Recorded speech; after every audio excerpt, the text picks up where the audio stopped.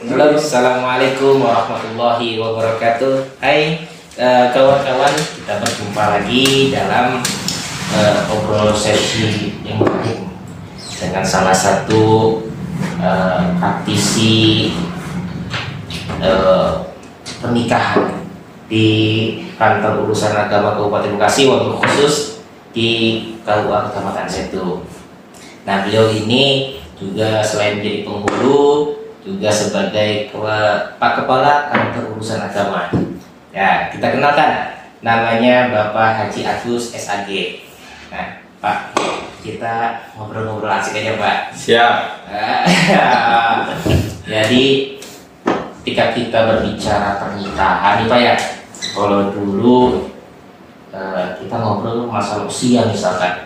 Kalau usia nikah, Undang-Undang 174 itu kan 17 tahun.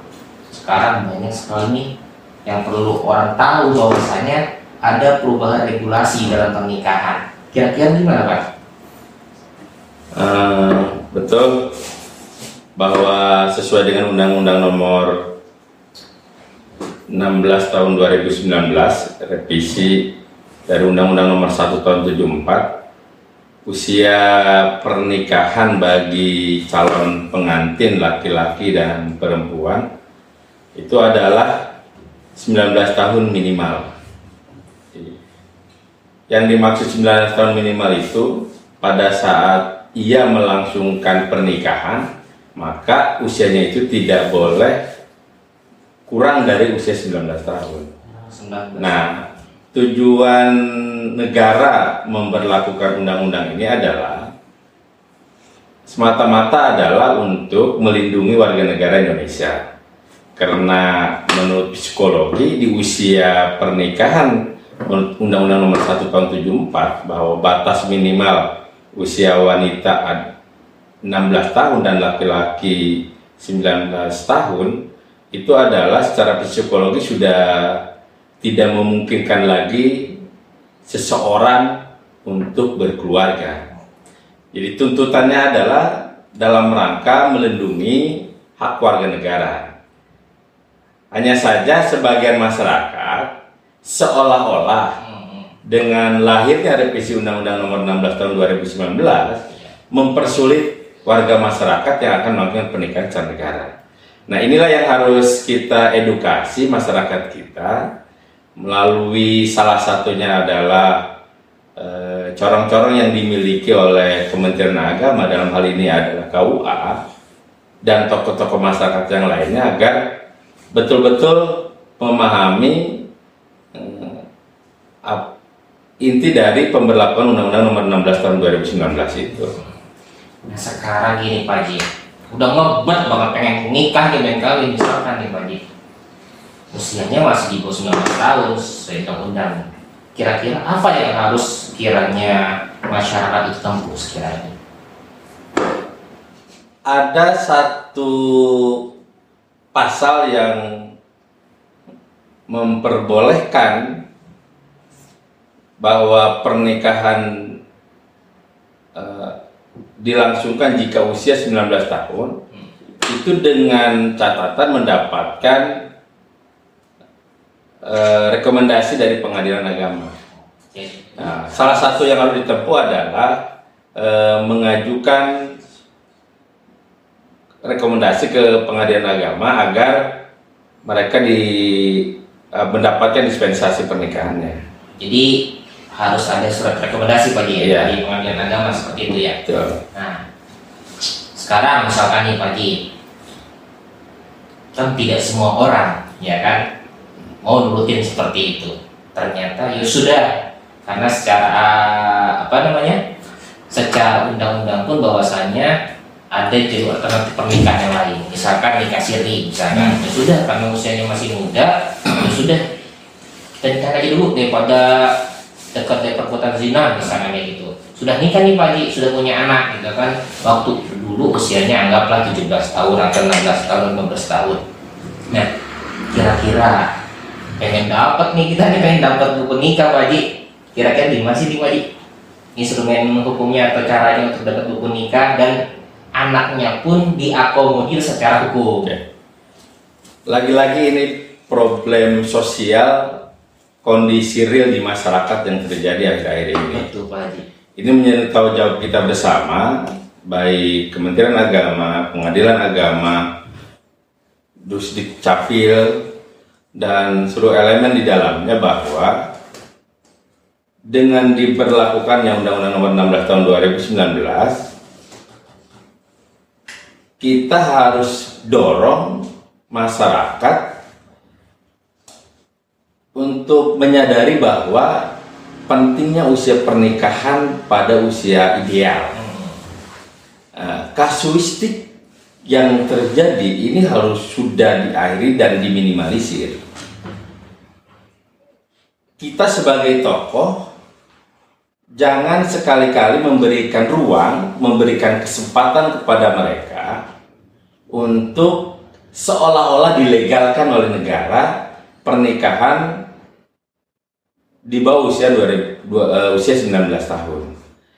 Nah, regulasi hukum bagi mereka yang menikah di kurang dari 19 tahun kemudian mendapatkan rekomendasi dari pengadilan, itu adalah dalam kondisi tertentu. Jadi tidak semua kondisi. Kalau kita bicaranya ada celah, iya, tetapi tidak bisa juga digeneralisir atau sebagai satu pembenar bagi mereka yang ingin melakukan pernikahan. Nah, kewajiban kita hari ini adalah bagaimana masyarakat itu menyadari betul bahwa usia yang ideal untuk melangsungkan pernikahan adalah di usia 19 tahun. Itu harus betul-betul dikampanyekan sehingga mereka sadar. Dengan semakin masifnya informasi ini kepada masyarakat, kita dapat menekan angka pernikahan, apalagi sampai ada terjadi pernikahan siri. Nah, sebetulnya bagi Kementerian Agama, dalam hal ini adalah Kantor Urusan Agama, tidak ada mengenal istilah nikah siri. Jadi nikah siri itu adalah label di luar ranah Kementerian Agama yang memang masyarakat sudah kadung melaksanakan pernikahan, gitu. Yang ada di Kementerian Agama itu adalah warga masyarakat yang menikah memenuhi persyaratan sesuai dengan regulasi PMA nomor 20 tahun 2019. Kalau tadi berbicaranya sudah terlanjur nih Pak Haji ya, sudah terlanjur tapi pengen dapat buku nikah, gimana Pak Haji kira-kira? Nah ini maksudnya saya ingin menggambarkan ke masyarakat kalau terjadi hal seperti ini, apa sih yang harus saya lakukan? Apakah saya harus nikah datang ke KUA lagi, nikah lagi, jadi nikahnya 2 kali Pak, jadi pengen nikahnya 2 kali, atau misalkan apa sih yang harus kiranya kita tempuh untuk kemaslahatan, terutama kalau sudah memiliki anak, sudah memiliki keturunan, kan seperti itu. Bagi mereka yang sudah kadung melaksanakan akad nikahnya dengan pernikahan pada saat pelaksanaan pernikahan tidak memenuhi persyaratan pernikahan yang boleh didaftar oleh Kantor Urusan Agama, salah satu yang harus ditempuh adalah dengan cara isbat nikah ke Pengadilan Agama. Jadi yang bersangkutan pertama minta pengantar dari desa bahwa dia surat keterangan tidak telah melakukan pernikahan secara siri atau di bawah tangan atau tidak terdaftar pernikahannya di Kantor Urusan Agama. Dari surat keterangan itu dibawa ke KUA untuk diteruskan dan dibuat surat keterangan bahwa yang bersangkutan adalah bukan pernikahannya tidak terdaftar di Kantor Urusan Agama.